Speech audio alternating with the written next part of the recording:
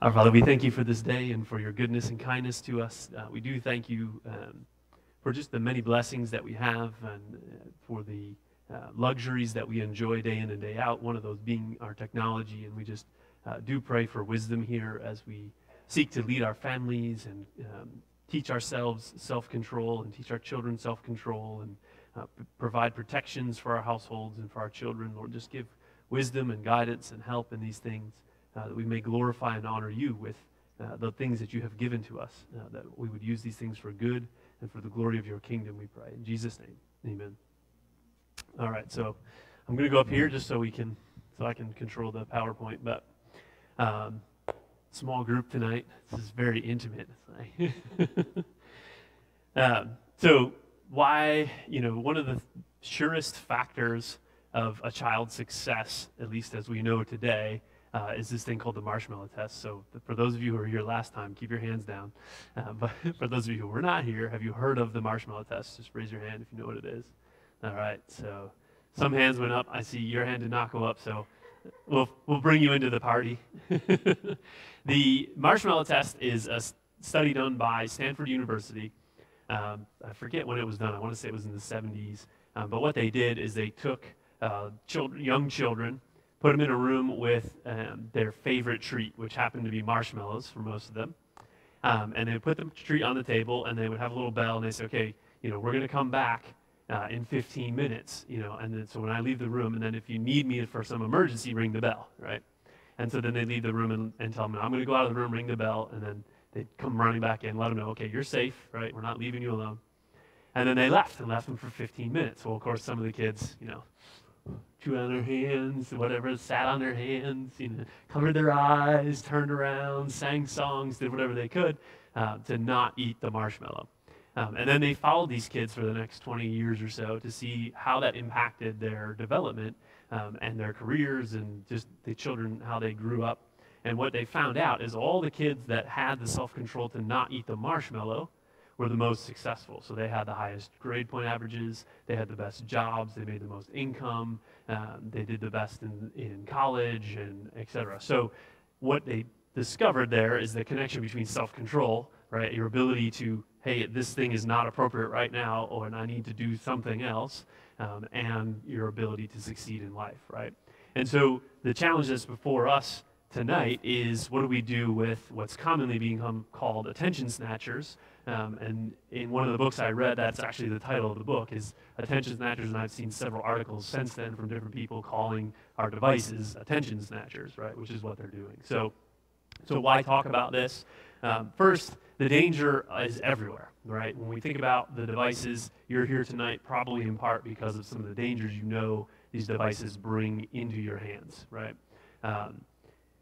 It was UNICEF did a report on human trafficking, and they found out that the average annual income that a pimp earns from each girl or person that he owns, for lack of a better word, is about 300 grand, right? So you can imagine the amount of money that these guys are bringing in by kidnapping and going after those that are alone.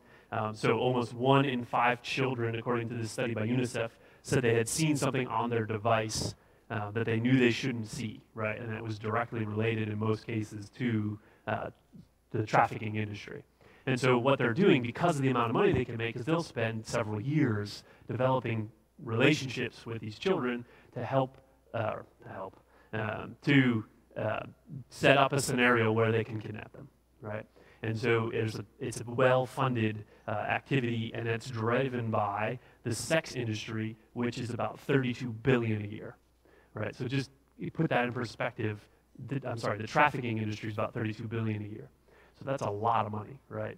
And that drives with it all sorts of technological advancements, patience, right? Because you're going to earn the money, and so. The UNICEF pointing out just the dangers there, and that ties closely to the second and probably most common danger of the devices, which is pornography, right? So a lot of that trafficking is being used to create the pornographic content that's being consumed to the tune of, as I mentioned Sunday morning, 730 people a second consuming porn from one porn site, right? So that's just one porn site on the internet today in the U.S., 730 people a second. That's enough. Somebody did the math on how much content that was, and it was like 5,000 years of content in one average year, right? If you add it all up. So it's just tons and tons of easy access to this stuff that they're saying now is so easy and so common. How many of you saw the new Spider-Man movie? All right, some hands went up. So you don't have to be ashamed if you saw it. But in the movie, right, some of the reviews when it first came out was, oh, they make light of porn, right? Well, if you watch the movie, in the movie, the kid says, he gets caught by his teacher in the library on the computer, right? And so she says, what are you doing in here? You're not supposed to be in here right now. And he says, I was looking at porn, right? But it's literally that common that scenario would be almost excusable in the school because it happens so often, right? So that's the danger that's in front of us here is that children are exposed to it. It's not uncommon for children to be exposed to it. And the average age of addiction now is around 10 or 11, right? So it's a real danger that we need to be concerned about in our homes, right? We won't go through the rest of this. You guys get that point there. So the reason we need to talk about this is our devices are owning us. There's a new term called phubbing that I just learned this week. Have you guys heard that one? Some head nodding. Phubbing is when I'm doing this, and I should be looking at you, right? I'm phubbing you, snubbing you, right? But with my phone. So, little fun new word for you. But the idea there, obviously, is that these things they're constantly grabbing our attention. When you think about how much money goes into the device, like how much is the new iPhone, right? $1,200 or something crazy like that. So the device is $1,200. That means it's being funded by and driven by all the usage that it's getting. People will pay that. I mean, how many people do you know have an iPhone, right?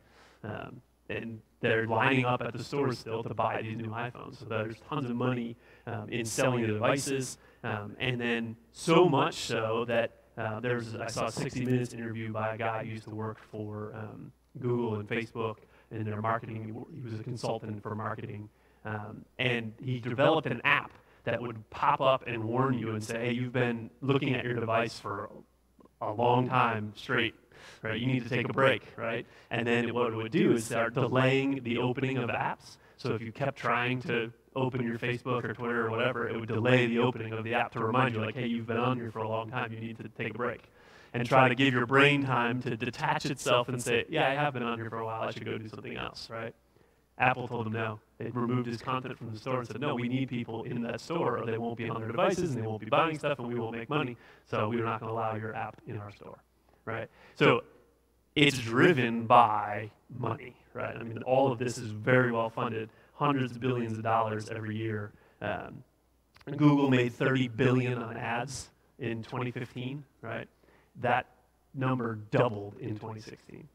So huge amounts of money to get you on that device. That's just Google. Facebook and Google now own 99% of all digital marketing, right? So they are making billions and billions, over 120 billion, I think, last year in marketing revenue, right, or advertising revenue just from those two companies, right? So they're very well incented to get you back on your device, looking at the alerts that pop up from your Facebook profile. If you're in Facebook, then you can see their ads from Facebook. If you're on your Android device, then you'll be seeing the ads from the content that they're delivering in Google and other places.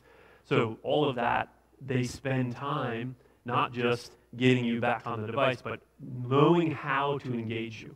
And again, billions of dollars spent on research, hiring psychologists to get them, to train them how to create an advertisement that's engaging, right?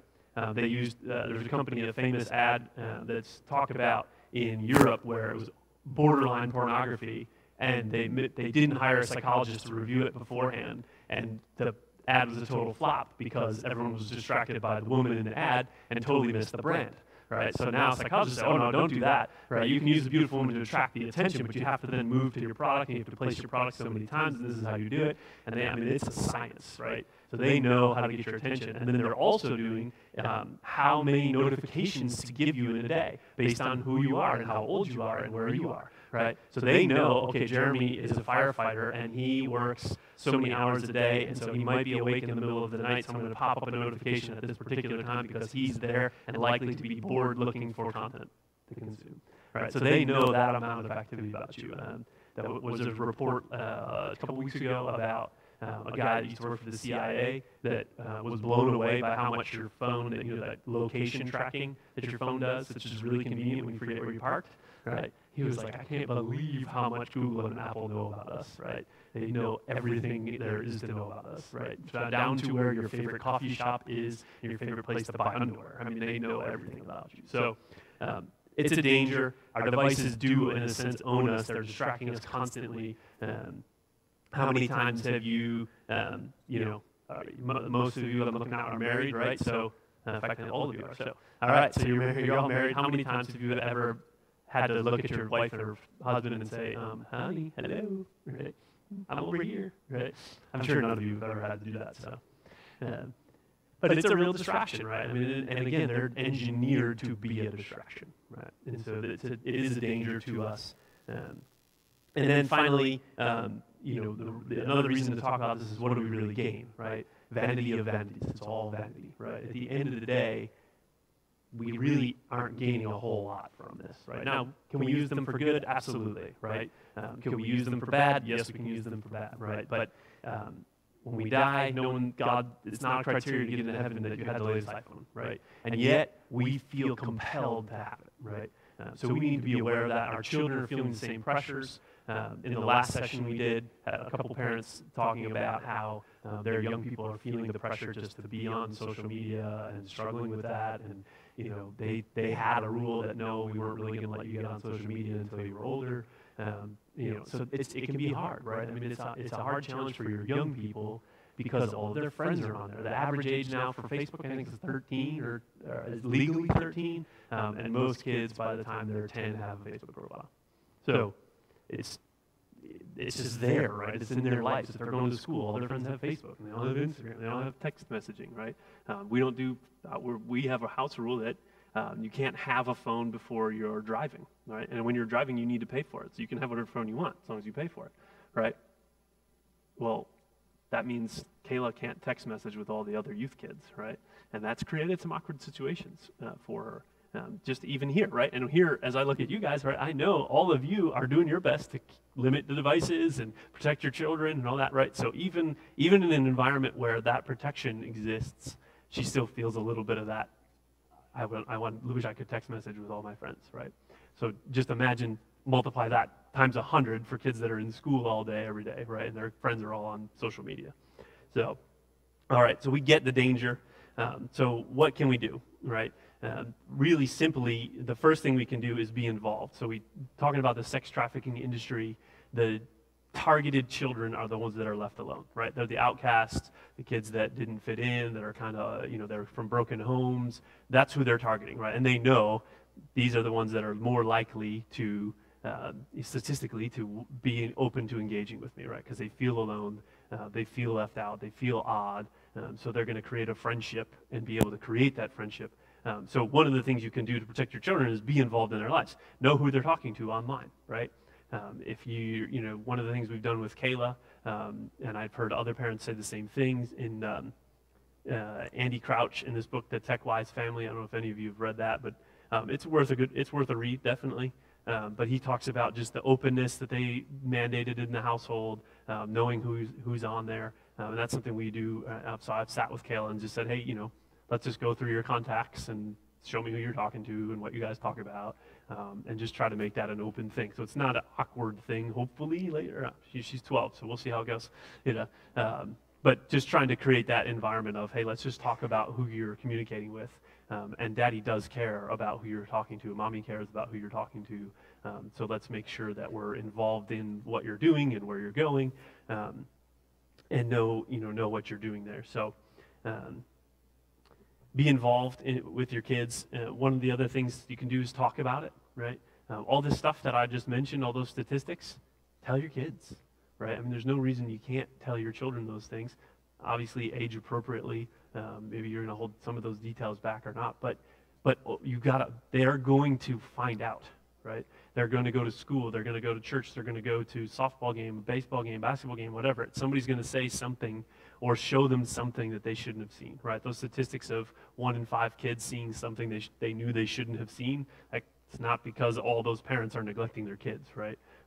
It's because it's everywhere, and so they're going to see stuff somewhere, so it might as well be an understanding pre-built in them that when you see this thing, mommy and daddy have already talked to you about it, about the dangers of it, what's going on here, so you need to be, they're more likely to respond the right way if you've taken the time to talk to them about it, right? And this is definitely an area, pornography, right? Children whose parents have opened and talked to them. This stack of books here, right? All of them, every article I've read about this, all say the same thing. Talk to your kids about porn. If you don't talk to them about it, they're going to feel uncomfortable when they discover it accidentally or purposely, and they're not going to be willing to talk to you about it, right? So you've got to have that open communication that, hey, if you encounter this, it's out there everywhere. So be careful.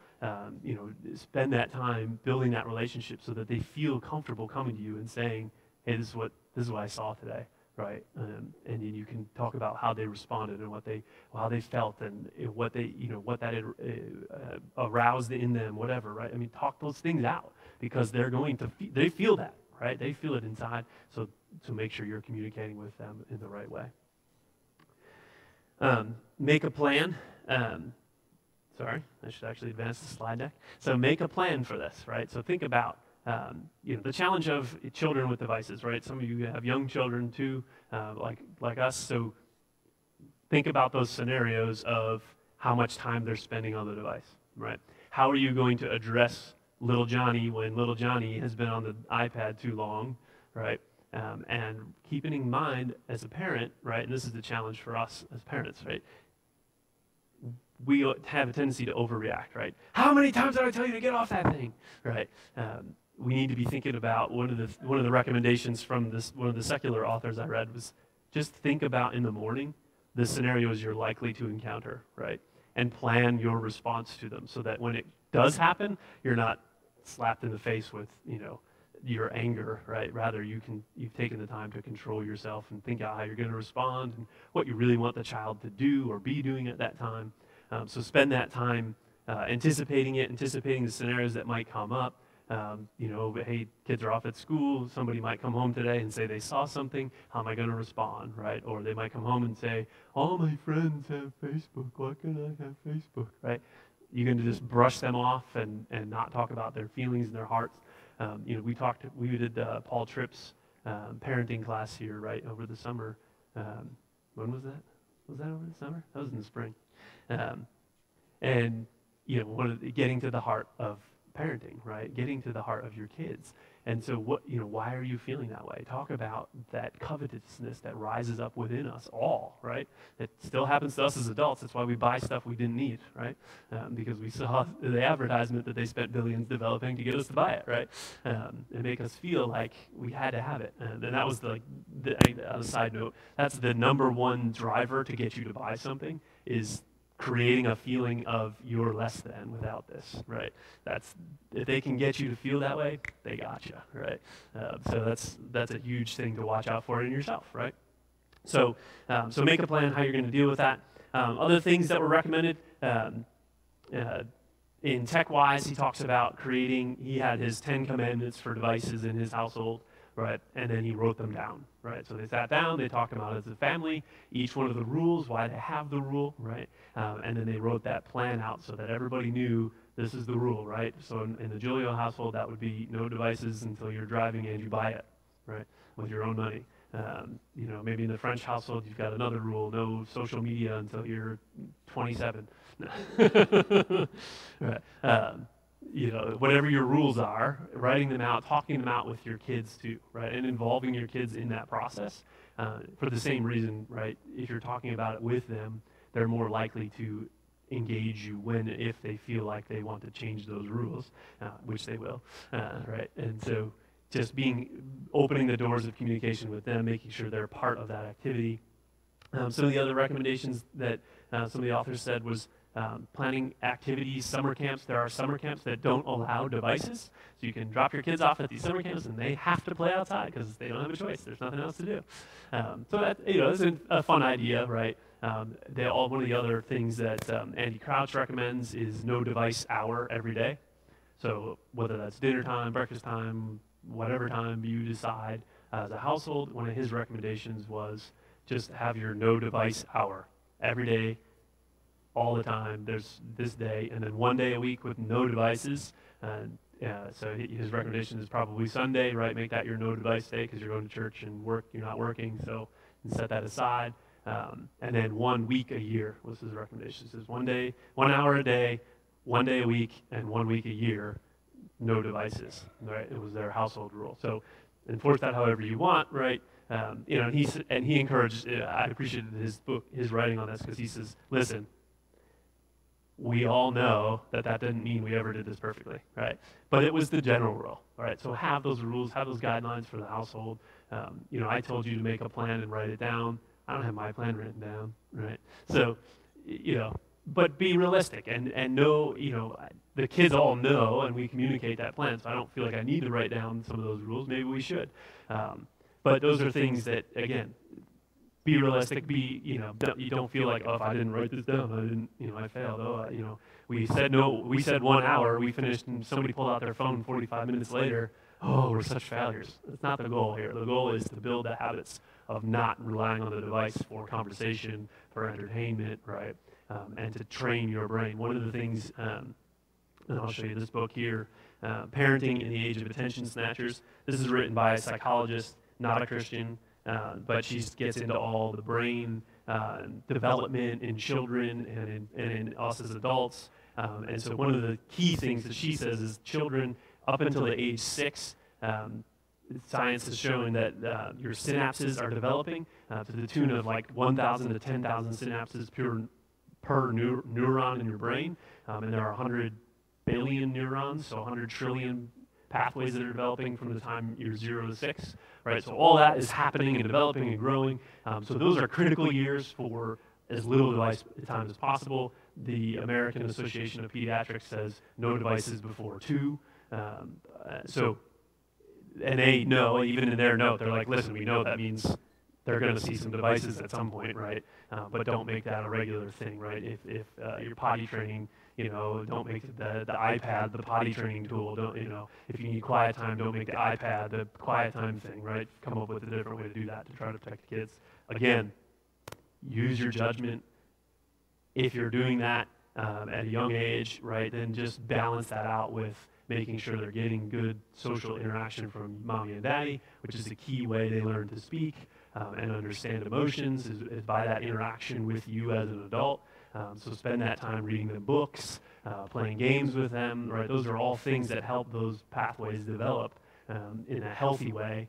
And then children who read well and read a lot up until the age of 12, that statistically were much more successful in life later on. And even if they veered off in high school, junior high, college, and stopped reading and all that, because they spent so much time reading at that young age, it's like riding a bicycle, right? From the brain activity, it all starts coming back pretty quick for those kids who spent that time at younger years developing to go out and read. So reading is an essential skill that helps teach self-control. It engages the brain in ways that no other activity does. So that's definitely a recommendation all of these authors make. Spend time reading books, reading to your children, but also encouraging them to read and teaching them to read, because that's going to help their brain develop and it teaches them self-control, right? It takes self-control to sit there and stare at a bunch of black and white little letters when I could be over here doing this, right? And it's entertaining me, right? And my brain can check out when I do that to my device. So teaching that self-control. So make a plan for that and how you're going to handle those activities. And then, of course, do the basics, right? Be a parent. All of this stuff is relatively simple stuff that we all know we're supposed to be doing, right? And so this is a good reminder, or kick in the pants, right? Get out there and be a parent, watch out for your kids, watch out for what they're doing. Remember the precepts and concepts that we talk about in the parenting class. Read that book, read Paul Tripp's book on parenting, refresh yourself regularly on those parenting principles that you're trying to maintain in your home, right? I mean, all you parents, right, raise your hand if you've kept every precept perfectly in your household as you planned from day one. Rick raised his hand, so let's all, Rick, come on up, and I'm just going to sit down. Right, so realistically, we know we're going to forget, we're going to make mistakes. I mean, every single one of us that went through that parenting series went, I'm out.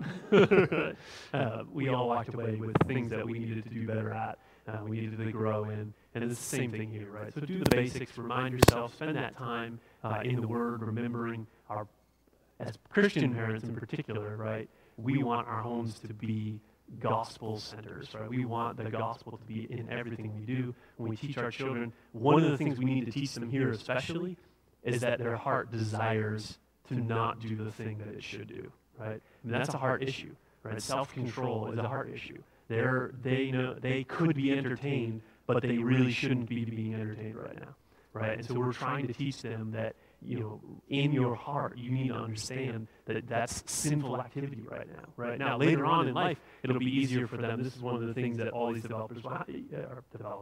sorry, can you tell that I work in technology every day? All these authors talk about is kids have no concept of future, right? So when you say to your kid at 2 years old, you know, you can't be on that device because you're never going to get into college, right? They don't understand. When you say that to your kid at 10 years old, they don't understand. When you say that to your kid at 16 years old, they kind of understand. But that ability to really think, one of the authors quotes a guy who says, the rental car industry got it right. Your brain, technically speaking, can't do that until you're 25. Right? So your children don't care about their grades and how that's going to affect them getting into college or getting a good job later on, right, until they're 25, which by then it's too late. So, right. So all that to say, it's an abstract thing that their brains are working on trying to make those connections. Now, you know, around 6, 7, 8, 9, right, you do start to see your kids working on this, right, and encourage them in that. When you do see them thinking, oh, if I have this now, I won't have any later, right? And that's, woo, good job, Johnny, right? And, you know, encouraging them as they start to develop that skill. But it's a skill that we learn as we grow, and it's particularly a skill we learn from our parents. So if our parents are good at self-control, good at practicing and putting their devices away, good at focusing on their jobs when they should, focusing on their family when they should, focusing on the Lord when they should, our children will learn that from us, right? And they will develop those skills by watching and interacting with us. So that's an area where, you know, as parents, grandparents, right, aunts, uncles, friends, babysitters, whatever, right, these are things we need to be keeping in mind, that the kids don't have that ability to link my career later down the road. They might nod their head and they get what you're saying, but it doesn't mean anything to them really, right? So we want to help them understand that really right now in this moment, what you're doing is disobedience. Right? What now in this moment, what you're doing is selfishness or laziness, right? So let's deal with those heart issues, which they can grasp and they will understand right now in that moment, right? Rather than, you know, college, you're never going to get to college if you don't get this homework done. Well, that doesn't mean anything, right? Facebook is way more attractive than college in 10 years from now, and I don't even, you know, I don't even really know what that means, right? So that's one area where, you know, we all do that as parents, definitely, right?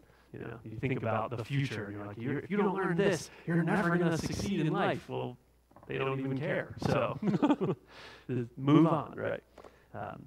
So something to think about. All right, so some encouragement here. There are a couple of kids that have struck it rich. Anybody familiar with the Oculus Rift? Jeremy, I know you are. So, all right, some hands. Yeah. So that technology, bunch of kids made it in their garage and sold it to Facebook for like $80 million or something crazy number, right?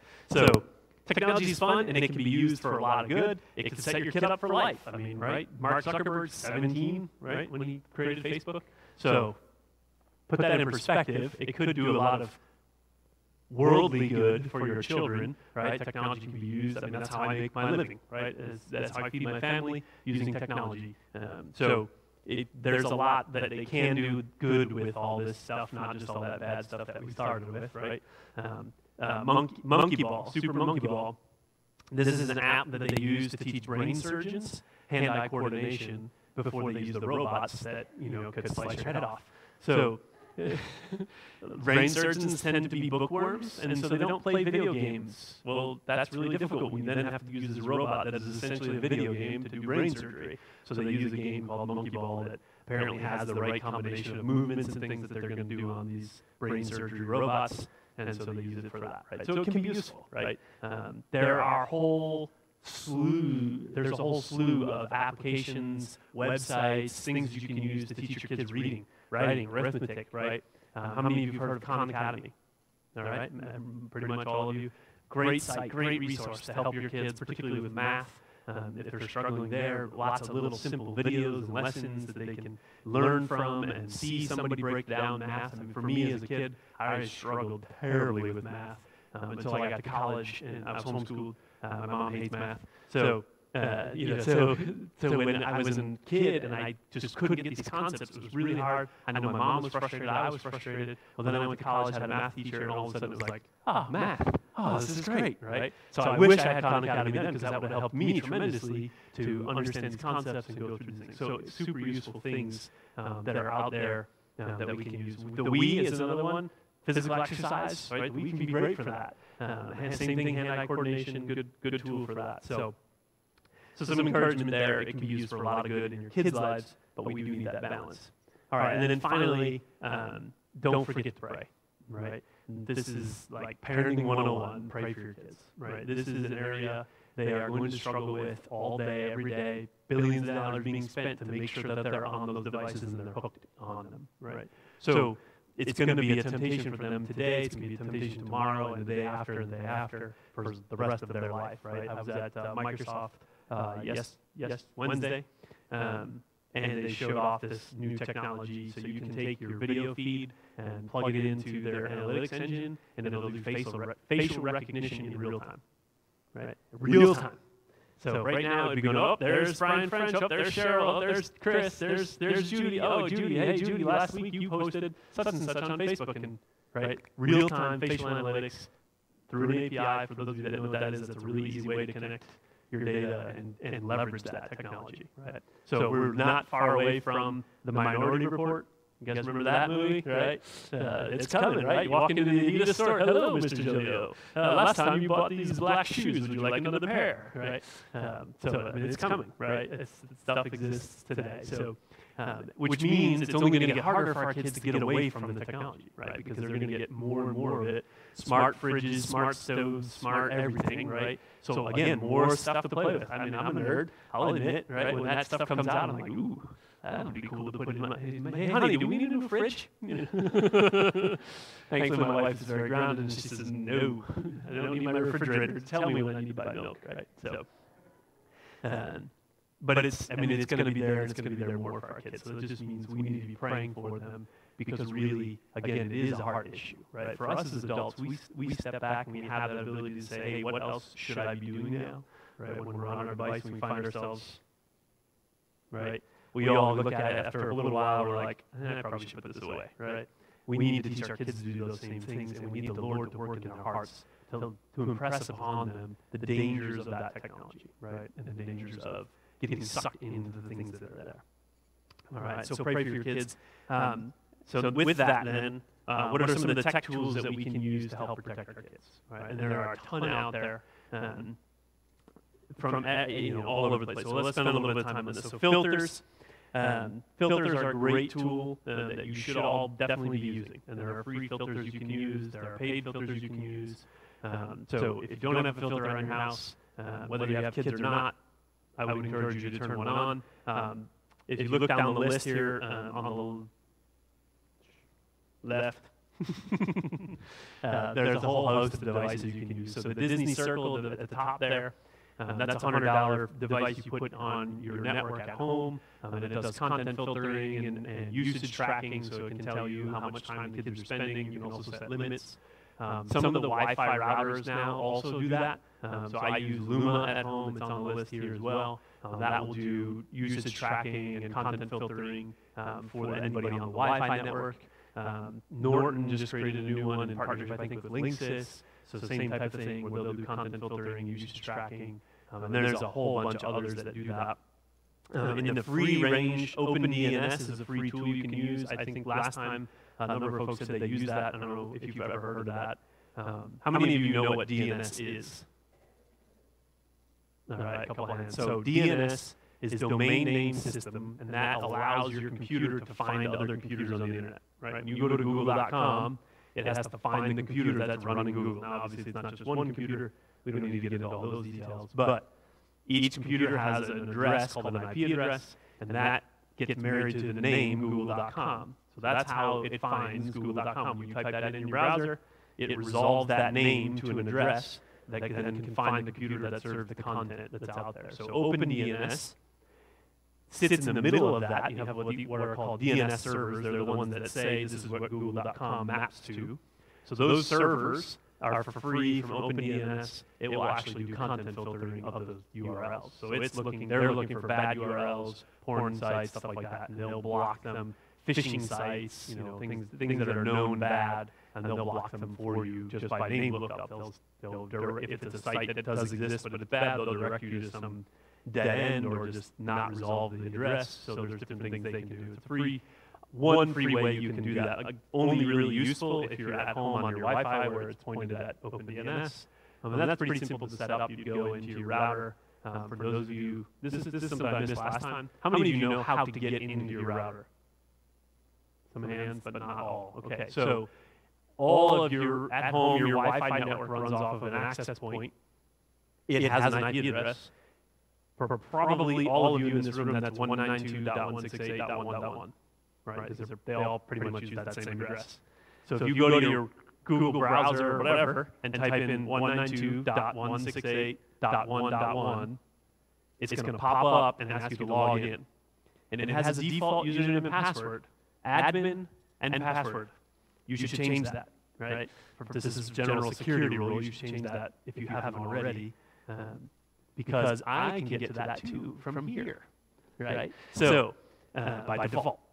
So then that's so you can administer it and change it and upgrade its firmware. They all have, we don't even get into that. I see the blank eyes looking at me, so I'll shut up. But you do have a router at home. It does have a username and password. That's how you would change the Wi-Fi name. If you've never done that, you should also do that.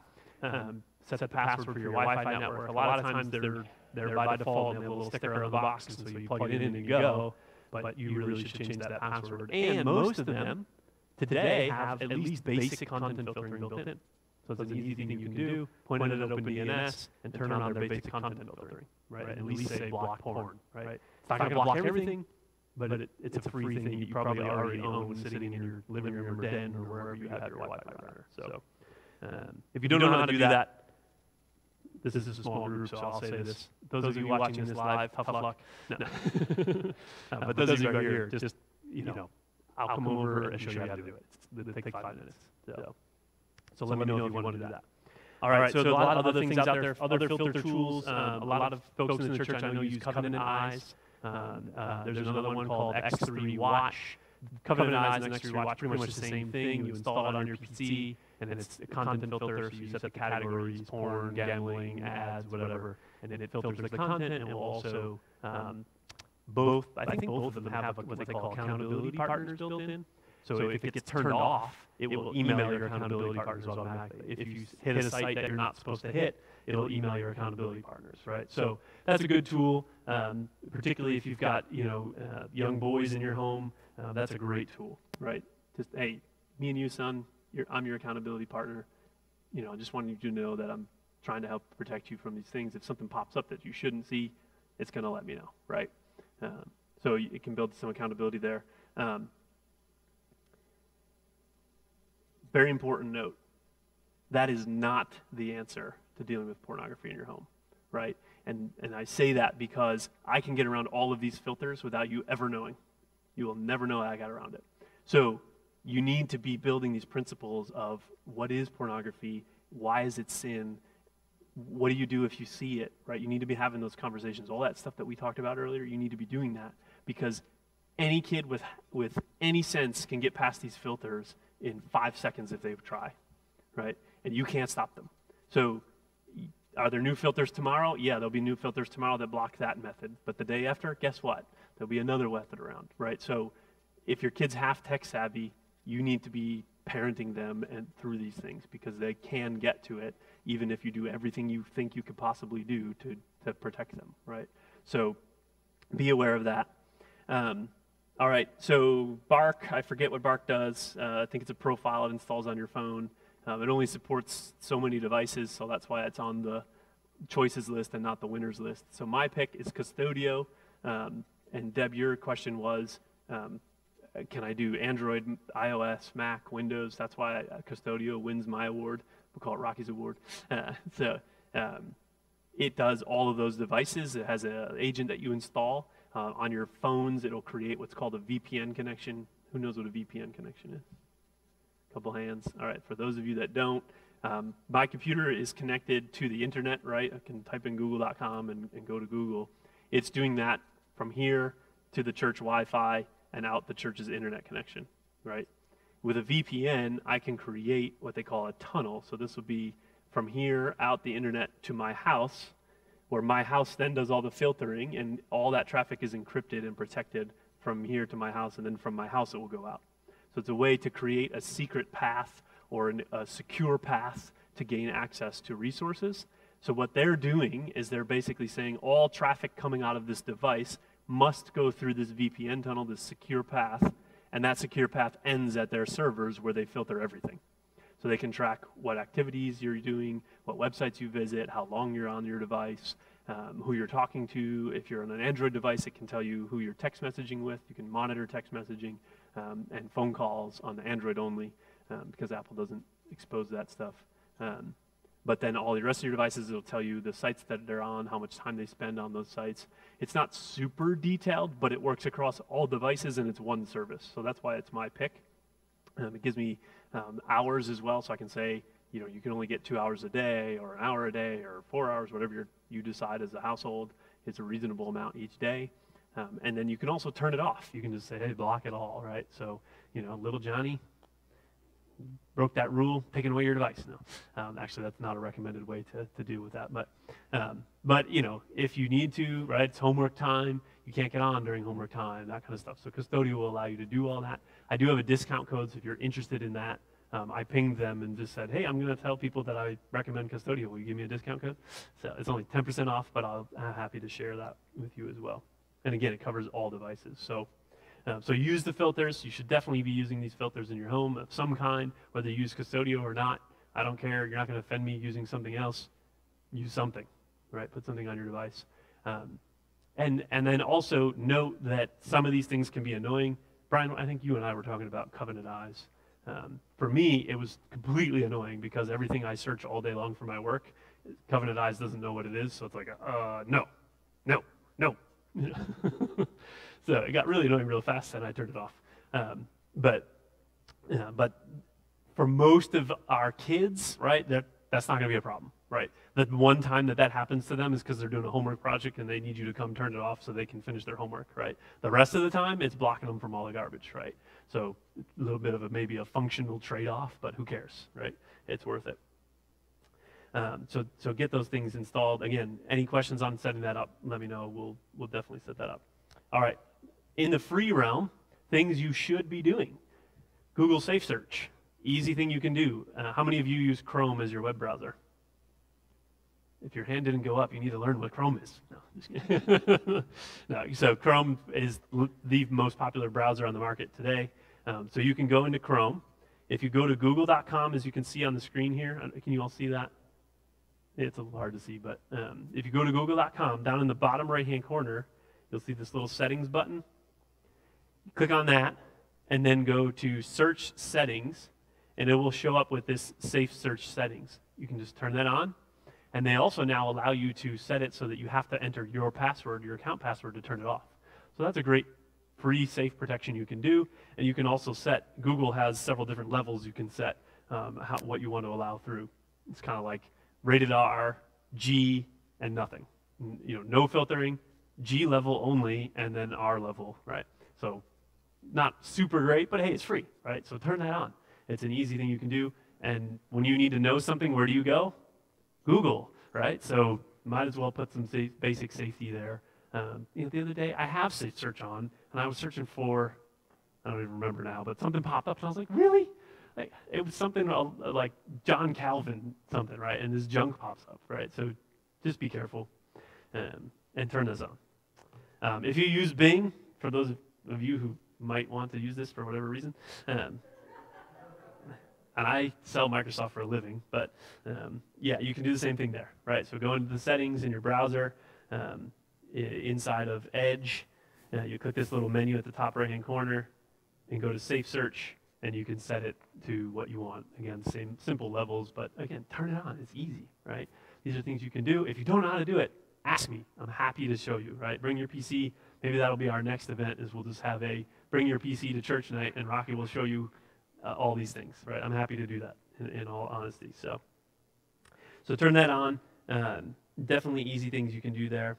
If you want some other good talking points, there's a site called Get Safe Online, and it's a foundation working on how to educate kids and how to create content filters and all this stuff. So, but they post articles regularly about what's going on the internet. So it's a great place to go get an article, right? You want to have family devotions one night and insert this into family devotions. There you go, right? Talking point. I do one-on-one dates with the kids once a month on the day of their birthday. So, this is a great time to grab some of this material, and while we're hanging out one-on-one, kind of have this note in the back, hey, I read this article the other day, right?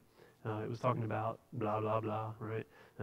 So, use that content. You can literally, I hate to say it, Google it, and you'll find articles on this topic, right? So, most of what I read to get ready for this, I Googled it, right? So how many people use porn every day, right? There you go. There's the stats, right? So easy to find the information. So get that info and talk to your kids about it. Another good resource is TEDx. I don't know if some of you probably know what TEDx talks are. They use a very distinct presentation format, some of which I copied for tonight. But so good talks on there about how and what to do with your kids and their devices, how to handle this topic, how to broach it, why it's important. So again, just good resources to start that conversation with your kids around what they might be exposed to and how to deal with that. So with that, that's all I've got tonight. So I will turn it over to questions for anything that I mentioned or talked through tonight. Yeah. Elizabeth?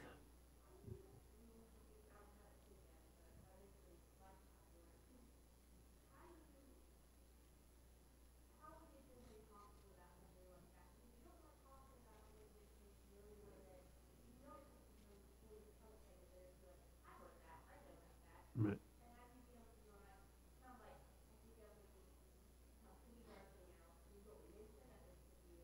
Mm. Sure.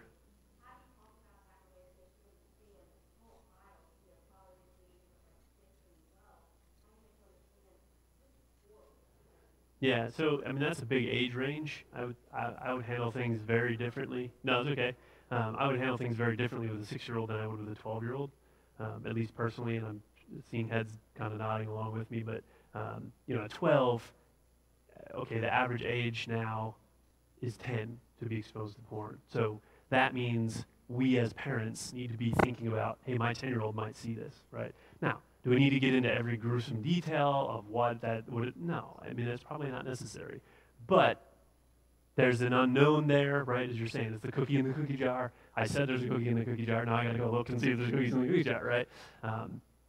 But even that, I mean, that's a talking point, right? Talk to them about that and why do you feel like now you got to go have the cookie just because we talked about the cookie? And that's a great example too, right? Hey, if I tell you that there's cookies in the cookie jar, how do you feel? Right? Do you want a cookie now? Right? And get to that heart issue, which is they want to go, they want to find this thing out. And so that's a good opportunity to let your kids know too, hey, if you are curious about this, ask me, right? But I'm happy to talk about it, right? Better you talking to them about it, right, than Susie down the street, right? That kind of thing. So create that openness. Obviously at 10, you might not get into all the details of what's going on. At 12, you probably will. right? Because they're going to know those details one way or another. And again, if they don't feel comfortable talking to you about it, they're going to talk to somebody or they're going to go look, right? So, so don't shy away from those really, really uncomfortable conversations with your kids. Does that help?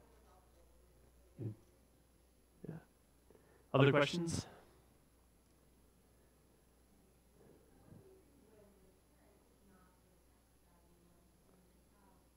Yeah.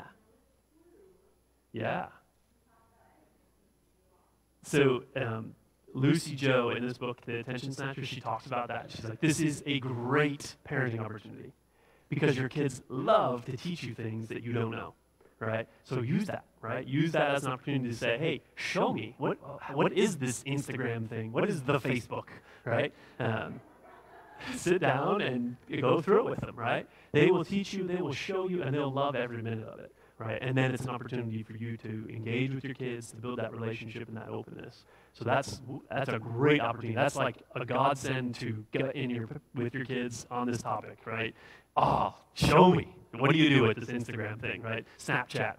I don't know how to work Snapchat. I loaded it on my phone like 3 times. Tried it for like 2 seconds. Like, I don't get this. This is stupid, right? Right. So, hey, if Kayla is ever allowed to use that, which I probably not, but hey, show me what is this? Why do people use it, right? So that's a great opportunity.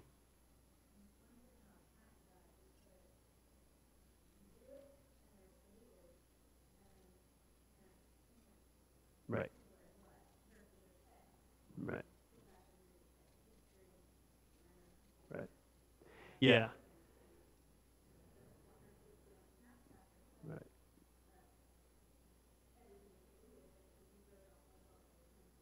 Right. Yeah, and that's one of the hardest things because Snapchat's business is making sure you don't see it. Um, so that's a hard one, right? There are no tools really right now to get into Snapchat and see what your kids have been doing. Now there are some tools if you did a full dump of your kid's phone. So there are ways to get that data. Um, I wouldn't make that my regular practice unless you happen to have an extra 4 hours every week that you can invest in digesting your children's content. Um, that said, again, the importance of parenting them in those things, right? If you send a picture through Snapchat, it disappears. No, it doesn't. I can snap a picture of my screen, post it on Facebook, stick it on the internet, right? So that's a great conversation to have because Snapchat is probably one of the hardest things to deal with because of it's the way it works. And it's super engaging for kids, right? Because they get streaks, right? So, all right, I sent a picture to Brian, and he sent one back to me, and I sent one back to him, and he sent one back to me, and now we're on a streak of like 6 days. And it popped up, keep your streak going with Brian, send him another note, right? So they're trying to get that engagement and keep you in the app, right? So kids love it. I don't get it, but it gets used for a lot of bad too. So you need to be talking to your kids about that and how to deal with that, so that it's not. You can't stop them from using it, right? And this is something that the other parents have already come to me and said, right? Is you say no Snapchat in your house, right? You block it on your Wi-Fi. You block it from their phones when when they sign up for their smartphone and it's on your account, right? Great, you blocked it. Guess what?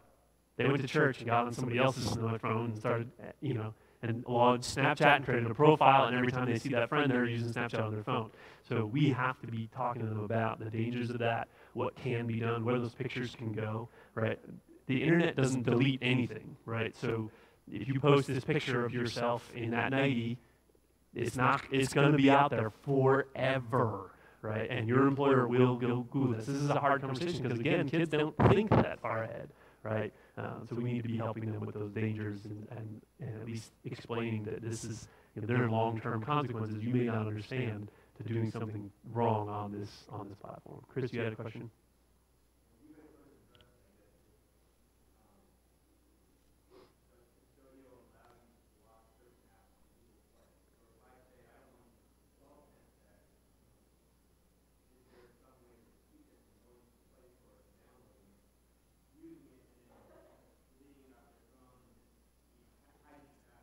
There is the Google Play Store and the Apple iTunes Store actually will both also allow that. So they have the concept of child accounts, where and I use this for our iPad at home.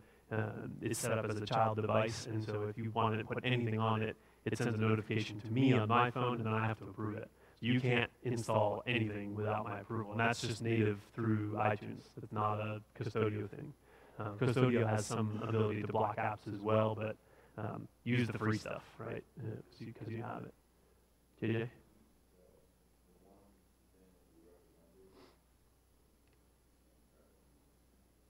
With the G, Custodio? Yeah, it's Q, yeah.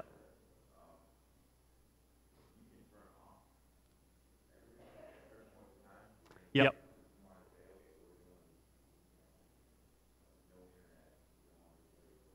Yeah, absolutely.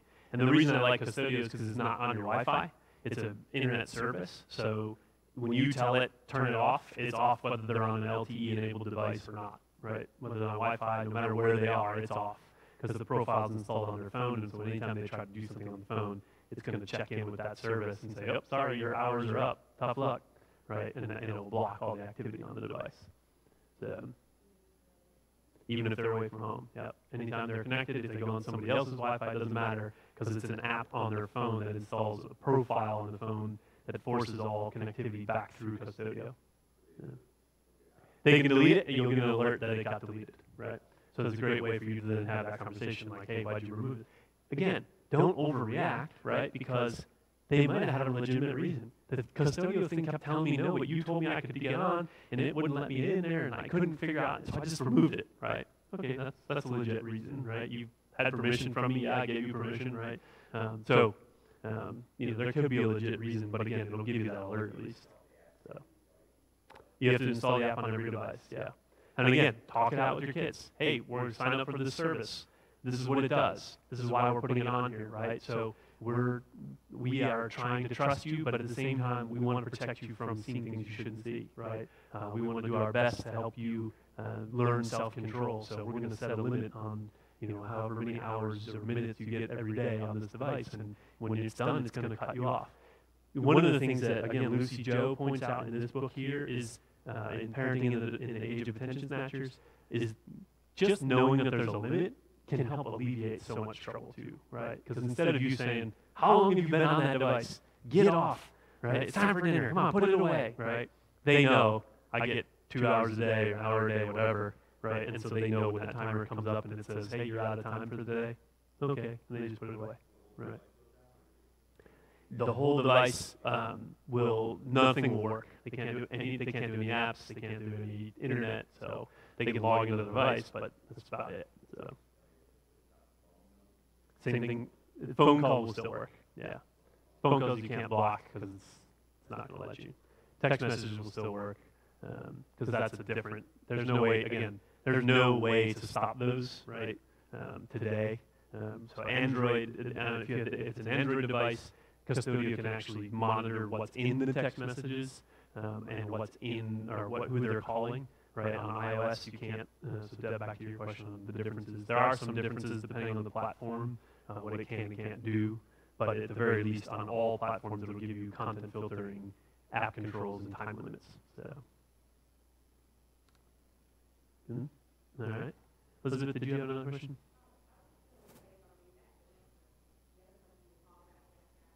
No.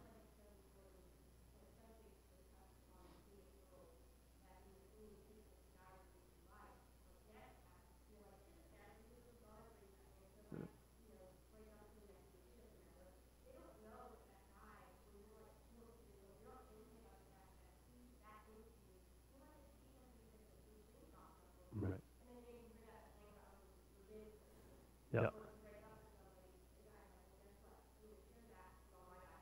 Yeah. Yeah. Yeah, absolutely. Right. Yeah. Yeah.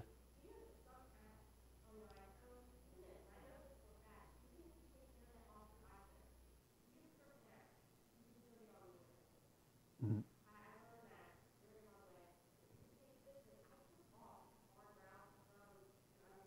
Yeah.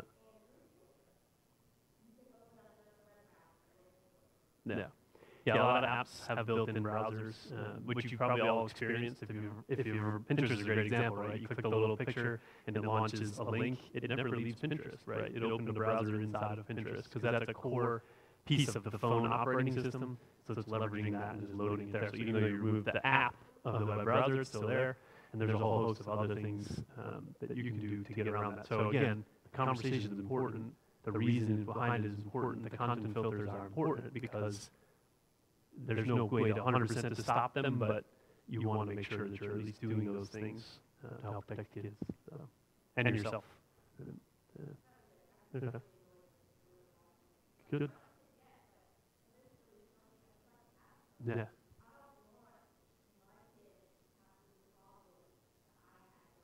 Yeah. Yeah. Yeah.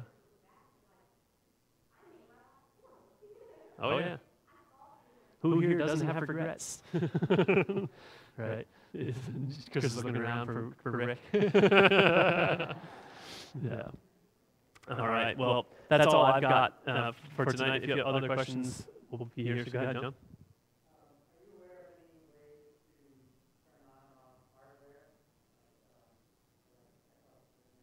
Mm-hmm.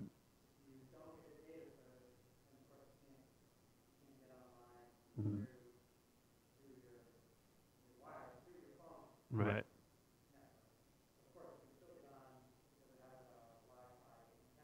Right.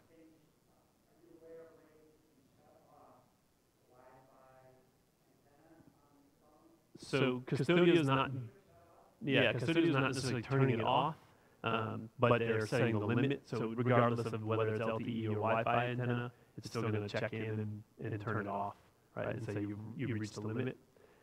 There are in the corporate world there are apps that you can actually do that with. But if any of you want to pay $400 a device and about 30 grand for me to set it up, I'm happy to do it, right?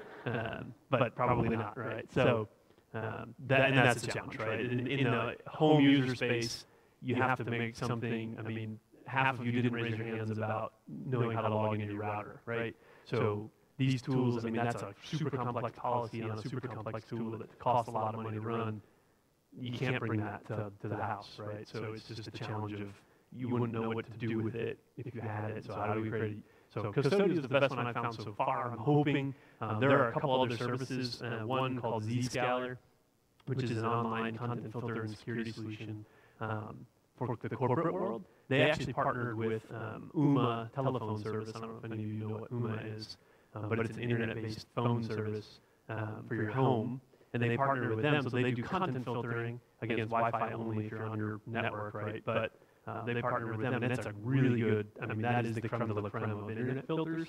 So that's a nice step towards the home users, right? Remembering us little guys, to bring some of that good technology to help us protect ourselves. So there is a trend. Some of these TEDx talks are by people who recognizing this is a real problem, right? We've got to bring better technology to our kids and to our homes that parents can use to have these conversations and help protect their children, because it's a massive problem. These are non-Christian people who recognize that this is a problem, right? So that is actually a really good thing for us as parents, right? Is that's going to drive well-funded technology solutions that will help us protect our kids. But today, there's none that does that yet. All right. There's coffee and cookies out in the foyer. Definitely happy to hang out a little bit longer and answer some more questions, but thank you all. Let's pray and ask God to help us with this. Our Father, we thank you for the time we've had together tonight. We do thank you that you've given us this opportunity to talk about these things and just be reminded of our need to parent and to be engaged with our kids and to be sharing the gospel with them. Lord, we pray that you give us wisdom to lead them to the heart issues, that their hearts are desirous of sin and desirous